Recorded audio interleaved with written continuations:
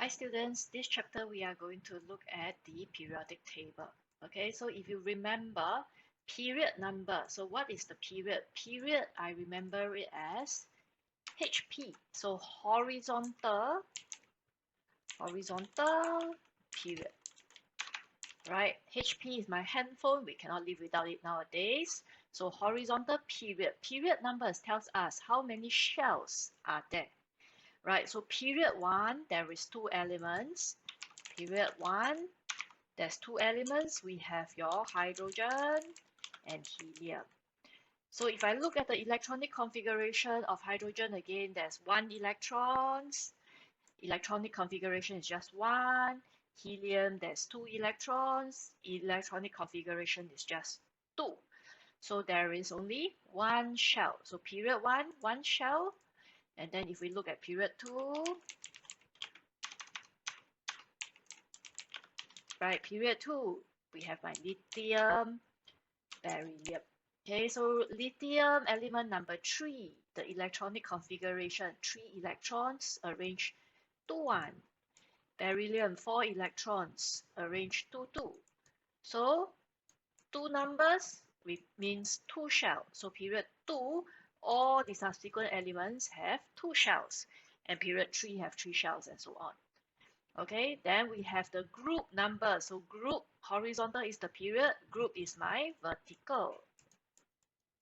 Right, so group tells me how many electrons are there in the outermost shell. How many valence electrons are there? Right, so group 1, I have my lithium, sodium, potassium. Right, configuration, again, this is 2, 1, 2, 8, 1, and 2, 8, 8, 1. So elements in group 1 tells us they all have 1 valence electron. Okay, so this 1 valence electron, all these electrons will be lost. Okay, and then they form cations or your positive charge ions. Right, and Li form Li plus, Na form Na plus, K form K plus. Okay, so this actually affects, right, the valence electrons affects the chemical properties, right? It affects whether an element form your ionic bonds or your covalent bonds. Okay, so electrons determine what type of bonds are formed. They affect the chemical properties. And then actually this period, right, as you go down the group, my period increases, the number of shell increases, size increase.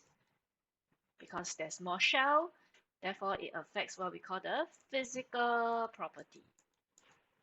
Over here. Okay, this is a recap of lower sec work as well as your atomic structure. Okay, next video we will be looking at the upper sec trends, your periodic trends that we have to know.